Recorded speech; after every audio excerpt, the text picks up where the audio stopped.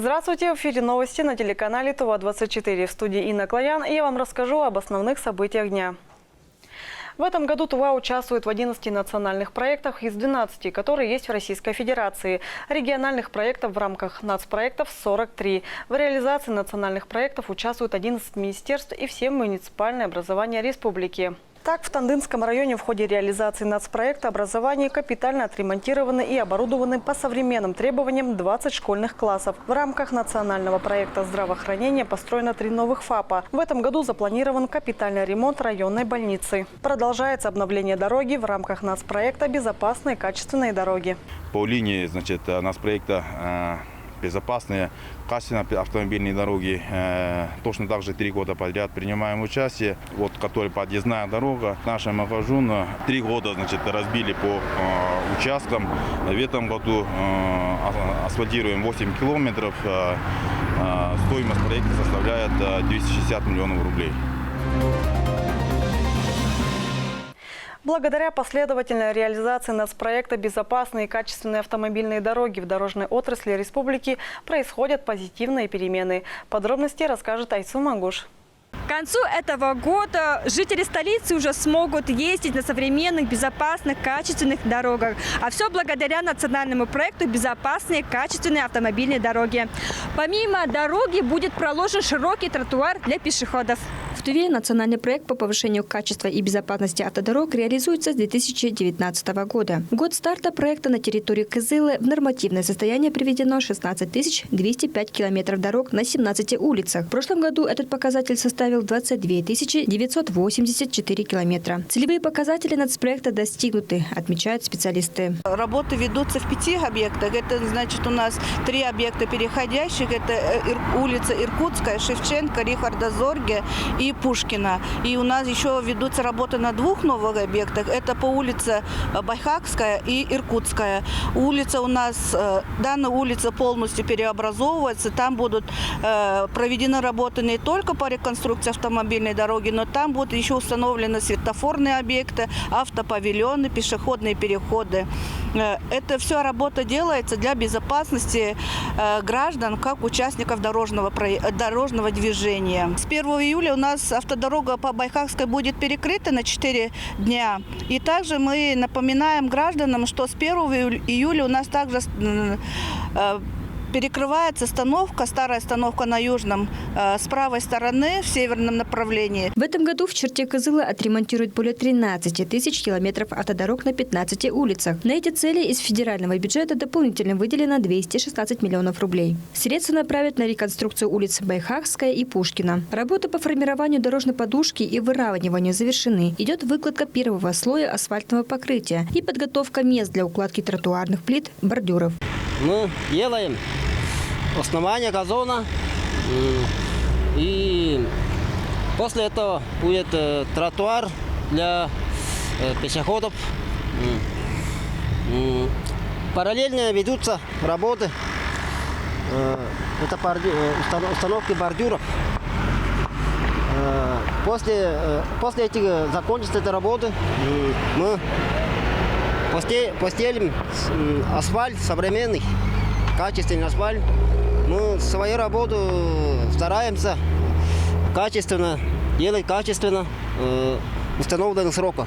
На объектах Байхакская и Иркутская задействовано 47 дорожников, 26 единиц техники. Согласно требованиям Госинспекции безопасности дорожного движения МВД России, подготовлены гильзы под светофорные объекты. Обновление дорог идет опережающими темпами. Комплекс мероприятий завершен на 9 улицах Кызыла. Айсу Мангуш, Буян Мангуш, Кузел Сарыксарян, телеканал ТУВА-24. 28 ноября 2017 года вступил в силу республиканский закон, ограничивающий время розничной продажи алкогольной продукции на территории республики с 11 до 15 часов. Но предприниматели продолжают нарушать закон и продавать алкоголь после установленного времени. Продолжит Айдана Хавалык.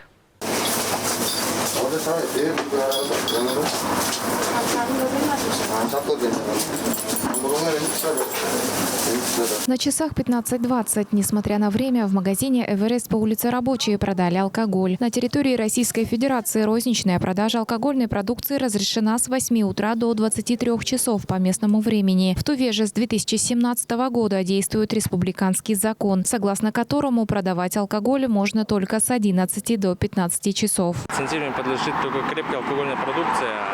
Пивная продукция у нас не лицензируется, но все ограничения и запреты подпадают тоже под пивные продукции. Это временные ограничения, выходные праздничные дни, установление системы ЕГАИС, осуществлено нарушение продажи алкогольной продукции, нарушение после 15 часов, это нарушение закона Республики Тува. По данному факту нами возбуждено административное производство по части 3 статьи 14-16 Кодекса Российской Федерации об административных правонарушениях. Данная санкция предусматривает наложение административного штрафа на индивидуального предпринимателя от 20 до 40 тысяч рублей. Бывают факты, что без товаросопроводительных документов осуществляется продажа алкогольной продукции. В данном факте у нас алкогольная продукция вся полностью из магазина изымается. И материал направляется в судебные органы для принятия дальнейших решений по уничтожению. В рейды совместно с мэрией выезжают служба по лицензированию и надзору отдельных видов деятельности Республики Тыва, Управление МВД России по городу Кызылу и Управление Роспотребнадзора Тувы. В свою очередь Роспотребнадзор проверяет соблюдение антиковидных требований. Выявлено нарушение факт антиковидных соблюдения антиковидных мероприятий в данном магазине. Возбуждено административное расследование по части 2 статьи 6.3. Был составлен протокол осмотра и возбуждено административное дело. Материал дела будет передан в суд. Продавец утверждает, что работает только вторую смену. По незаконной розничной продаже алкоголя у данного продавца административных правонарушений не имеется. Штрафы выписывают, продавцы меняются, а индивидуальный предприниматель продолжает нарушать закон. В данном магазине с января текущего года 52 факта продажи алкоголя. По ночам здесь очередь к окошку. Прокуратура не реагирует на неоднократные обращения мэрии.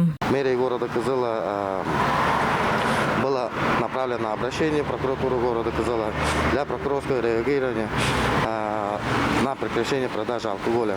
Потому что с нашей стороны и субъектом профилактики уже неоднократно принимались меры, но индивидуальные предприниматели, как штрафные санкции, уже не воздействуют. Поэтому мы пришли к крайнюю меру, чтобы обращаться в прокуратуру города Кызыла для подачи исков в городской суд на прекращение продажи алкогольной продукции. Республиканский закон, ограничивающий время продажи алкоголя, не относится к пивным заведениям и барам, которые продают алкоголь и по выходным до 11 вечера, при условии, что вскрытие тары алкогольной продукции осуществляется продавцом, то есть спиртное употребляется внутри заведения. По факту открывают бутылку и отдают на вынос. Аналогичные рейды осуществляются по всей Туве. В Кызыле злостных нарушителей, незаконно продающих алкоголь, насчитывается более чем в 15 торговых объектах. Айдана Хвалы, Чайхан Дунга, Кузел Сарыксерен, Тува 24.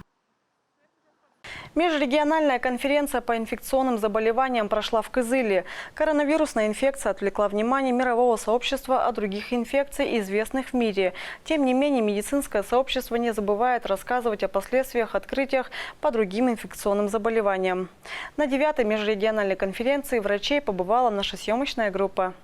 Актуальные проблемы инфекционных болезней 2021. Так называется конференция, прошедшая в Центре тувинской культуры в городе Кызыле. На ней собрались ведущие сотрудники лучших медицинских университетов и институтов России. Хотя коронавирусная инфекция остается главной заботой медицинского сообщества, на конференции также немалое время посвятили вопросам вирусных гепатитов.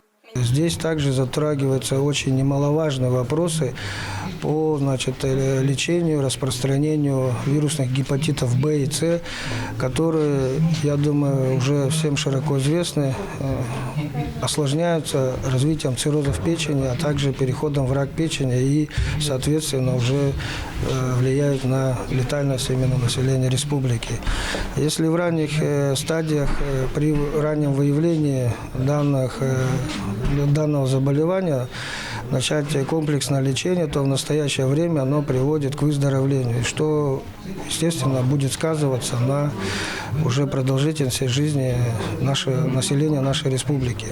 Согласно докладчикам, за последние несколько лет статистика по заболеваемости гепатитами снизилась. Есть, однако, и неприятные данные. Количество бессимптомных носителей стало больше. Согласно проведенным исследованиям, всего в России их 6,5 миллионов человек. В этой статистике, к сожалению, Тува остается одной из первых по количеству носителей. Тем не менее, улучшение санитарного состояния в республике, усилия врачей и санэпиднадзора привели к благоприятной динамике. И общественная ответственность, это и те мероприятия, которые производят, и локдаун, и изоляция, которая, к сожалению, есть, и вакцины, они только в сочетании могут дать нам большой результат. И действительно мы справимся с этой инфекцией и выйдем из этого с минимальными потерями, которые, к сожалению, сейчас существуют. Ожидаемо, новая коронавирусная инфекция только за счет масштаба своего влияния на здоровье человечества была предметом беспокойства для каждого из докладчиков. Страна в ожидании третьей волны. Тува занимает лидирующие позиции по вакцинации населения. Тем не менее, чтобы достичь нам коллективного иммунитета, который везде звучит, нам еще необходимо, привить половину населения. То есть сейчас мы где-то остановились на цифрах около 48%. Или